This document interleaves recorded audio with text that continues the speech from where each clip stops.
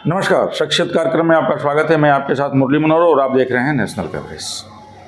6 जनवरी 1974 को उत्तर प्रदेश के मऊ जनपद के कोपागंज विकास खंड के सहरोज गांव में चंद्र प्रकाश राय एवं श्रीमती इंदू देवी के आंगन में एक किलकारी गूंजी। तो ये किसी को नहीं पता था कि यह किलकारी आगे चल करके प्रत्येक वर्ष हजारों लोगों की जान बचाने का काम करेगा। वो कोई और नहीं बल्कि आज हमारे शख्सियत कार्यक्रम में पूर्वांचल के जाने माने प्रकाश इंस्टीट्यूट के चेयरमैन डॉक्टर मनीष राय जी जुड़ चुके हैं, जो एक छोटे से पूर्वांचल के एक छोटे से जनपद में जो कभी यहाँ तहसील हुआ करता था, बाद में स्वर्गीय कल्पनाथ राय जी ने इसको जिला घोषित किया। एक छोटे से जिले में पैदा होकर के और एक छोटे से जिले से निकल करके पूर्वांचल के उन तमाम जिलों में मेडिकल की सुविधा मुहैया कराएंगे और ऐसे तमाम गरीब जो पैसे के अभाव में जिंदगी और मौत से जूझ रहे होंगे, ऐसे लोगों को बेहतर इलाज दे करके उनको जिंदगी को बचाने का काम करेंगे। आज ऐसे ही शख्सियत हमारे साथ जुड़ चुके हैं डॉक्टर मनीष राय जी। आइए हम डॉक्टर मनीष राय जी से बातचीत करते हैं। कुछ पहले चीज़ों पर मैं आपसे चर्चा करूंगा। आपके मन में ये विचार कैसे आया कि आपको इस छोटे से शहर में जो है इतना बड़ा काम करना है? हम आपकी जानकारी के लिए बता दें कि प्रकाश ट्रामा सेंटर समेत कई शिक्षण संस्थाओं के भी आप अध्यक्ष हैं। आपके छोटे भाई अखिलेश राय जी भी इसी पेशे से जुड़े हुए हैं और उनका भी जो है पूरे पूर्वांचल के कई जनपदों में कारोबार फैला हुआ है। तो आपके जो बीच के भाई हैं जो कि राजनीति में पारंगत हैं और छात्र राजनीति से उभर करके सामने आए हैं, जो जिला पंचायत मऊ के अध्यक्ष हैं मनोज राय जी और अखिलेश जी के बड़े भाई हैं डॉक्टर मनीष राय जी। तो आपका नेशनल कवरेज में बहुत बहुत स्वागत है। एक छोटे से शहर में आपने कैसे सोचा कि हमको मेडिकल के क्षेत्र में निकल करके और इसको मेडिकल का हब बनाना चाहिए? देखिए, मऊ जिला जो है जब 2010 में हमारे दिमाग में ये चीज़ आई तो मऊ में कोई भी ट्रामा सेंटर का हॉस्पिटल नहीं था और यहाँ कोई एक्सीडेंट होता था, कोई बात होती थी तो लोगों को भाग के बनारस जाना पड़ता था या गोरखपुर जाना पड़ता था। और ये जो समय होता था एक्सीडेंट के बाद 3 घंटे 4 घंटे, और आपको ये भी पता होगा कि उस समय सड़कें बहुत ही ख़राब थी जी। तो लोगों को बनारस पहुंचने में 5 घंटे 4 घंटे 6 घंटे लगते थे और तब तक मरीज क्रिटिकल होकर के बहुत से लोग रास्ते में एक्सपायर कर जाते थे। तो ये सब चीज़ों को मैंने बहुत नज़दीक से जब देखा तो इस ज़िले में पहला ट्रामा सेंटर मैंने खोला और मेरे बैचमेट हैं डॉक्टर अमित सिंह जी, डॉक्टर सचिन सिंह, वो दोनों लोग न्यूरो सर्जरी कर रहे थे उस समय दिल्ली से।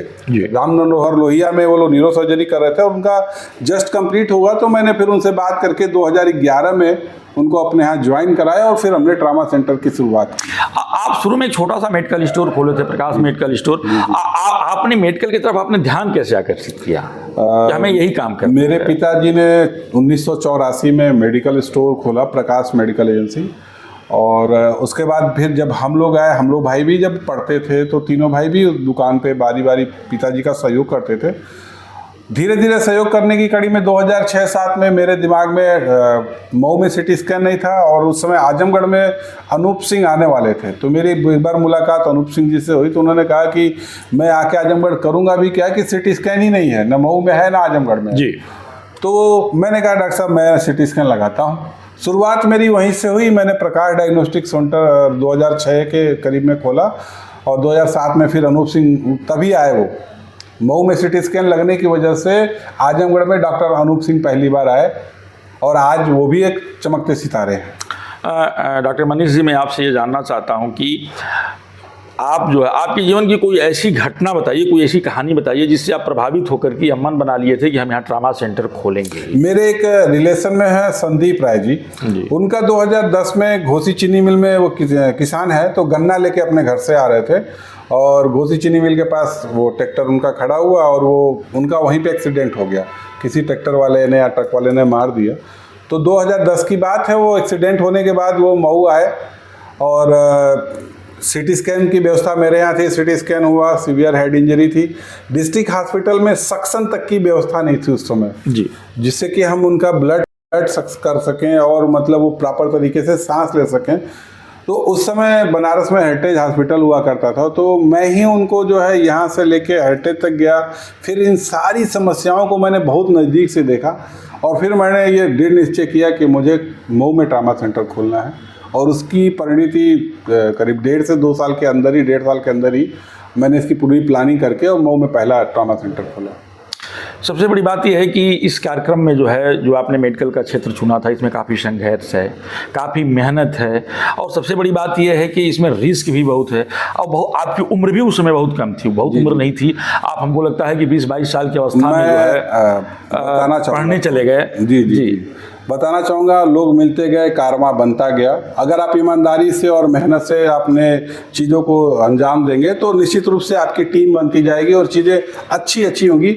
और मेरा सौभाग्य है, भगवान का आशीर्वाद है कि मैं जब भी कोई चीज़ करता हूँ तो चारों ओर, जो कहते हैं ना कि चारों ओर कायनात मिलाने में जुट जाती हैं, तो चीज़ें पॉजिटिव होती जाती हैं और मेरा काम भगवान के आशीर्वाद से हो जाता है। आपकी राशि सिंह राशि है मनीष, और सिंह राशि के लोगों को जल्दी सफलता नहीं मिलती है। आपके सफलता के पीछे का सबसे बड़ा कारण क्या है? निश्चित रूप से कठोर परिश्रम, और मैं अपना 100% नहीं 200% देता हूँ, काम के पीछे पड़ जाता हूँ। चाहे मुझे 4 बजे भोर में उठ के जाना पड़े, 3 बजे उठ के जाना पड़े फ्लाइट पकड़ने, फिर रात में देर रात तक फिर मैं फ्लाइट पकड़ के वापस मऊ आऊँ। लेकिन मैं जब जो ठान लेता हूँ उसको जब तक कर नहीं लेता, संकल्प आपकी जीवन का सबसे बड़ा लेता हूँ और उस संकल्प के लिए दृढ़ संकल्पित होकर के अपना 200% देता हूँ। सबसे बड़ी बात यह है कि पूर्वांचल के उन तमाम जिलों में जहाँ की मेडिकल की सुविधाएं नहीं थी, उन जगहों पे भी जाकर के आपने जो है सीटी स्कैन लगाया, आपने एक्सरे लगाया, आपने जांच की व्यवस्थाएं किया, जैसे कुशीनगर में है तमाम जगह, और कुशीनगर के ऐसे क्षेत्र में आप जाकर के किए जहाँ मेडिकल का बहुत अभाव था, वहाँ भी आपने उसको मेडिकल का हब बनाया। आपने कैसे सोचा था कि हमको इन ग्रामीण अंचलों में काम करना है? जब मैं चीज़ों को देखता हूँ करीब से, और सबसे पहले जब बेसिक इंफ्रास्ट्रक्चर नहीं रहेगा तो मेडिकल डेवलपमेंट नहीं होगा जी। तो नेपाल का बॉर्डर सिद्धार्थनगर हो, कसिया हो या बस्ती हो, तो उन सब जगहों पे बहुत सी मूलभूत सुविधाओं का अभाव था। तो उन सब चीज़ों को देखते हुए मैंने कहा कि जब बेसिक चीज़ें होंगी उसके बाद ही वहाँ पे हेल्थ सिस्टम डेवलप होगा, और इसको देखते हुए मैं उन सब जगहों पे अपना डायग्नोस्टिक सेंटर चलाता हूँ। आपने डायग्नोस्टिक सेंटर के साथ, ट्रॉमा सेंटर के साथ आपने कई शिक्षण संस्थाएं भी खोला।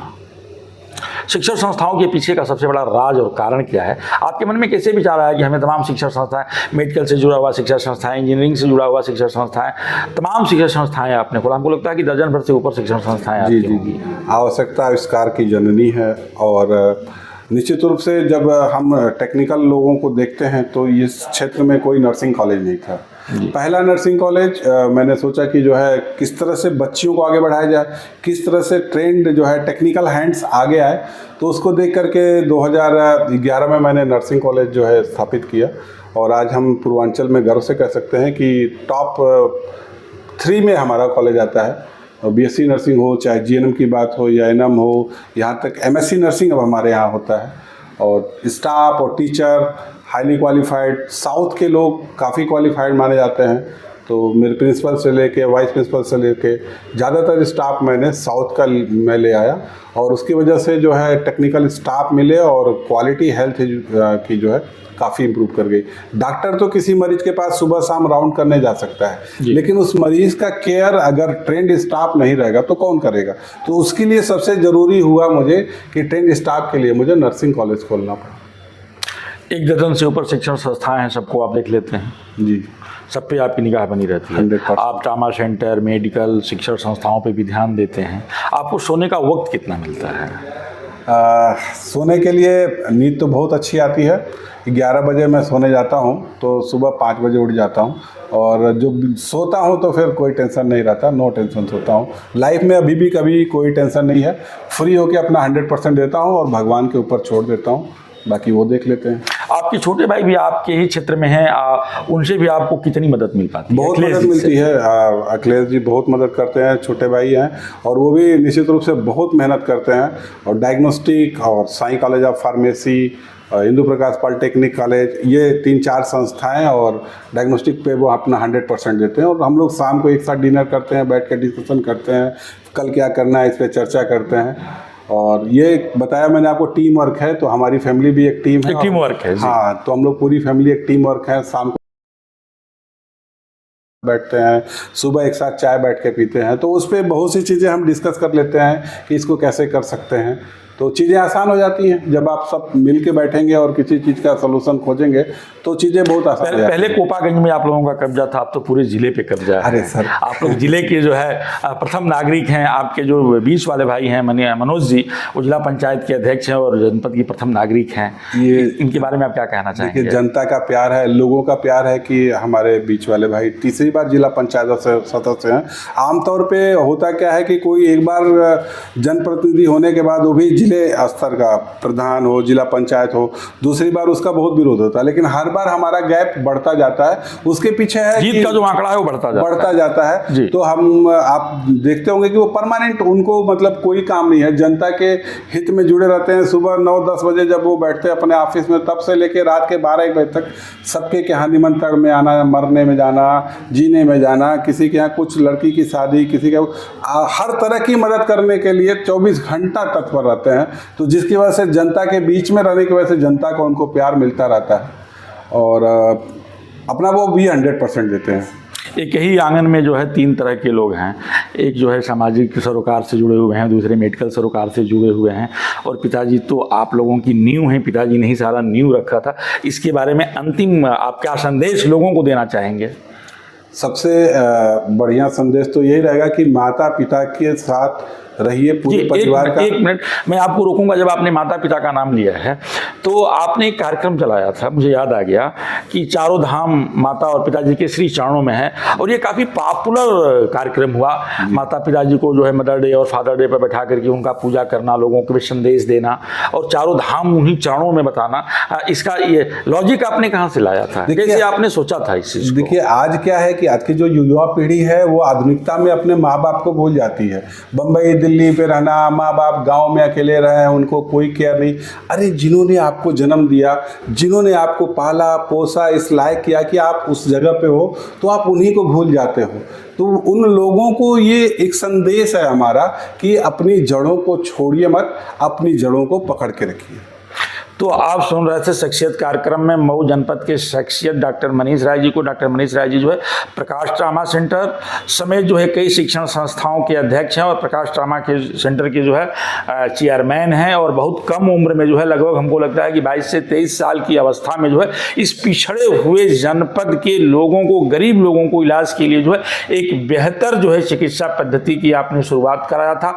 और निश्चित तौर पर जो है जो आपका कार्यक्रम था कि चारों धाम माता पिताजी के श्री चरणों में तमाम जिम्मेदारियों का निर्वहन करने के साथ ही जो है कभी माता पिताजी को छोड़ा नहीं, और ये समाज को एक संदेश दिया कि आप चाहे कितना हो बड़ा हो जाइए, आप कितना हो व्यस्त हो जाइए, लेकिन अपने माता पिताजी को कभी छोड़िए मत। माता पिताजी का आशीर्वाद ही आपको आगे ले जाने का काम करेगा। मुरली मनोहर के साथ प्रिंस की खास रिपोर्ट। आप बने रहिए मेरे साथ और देखते रहिए शख्स।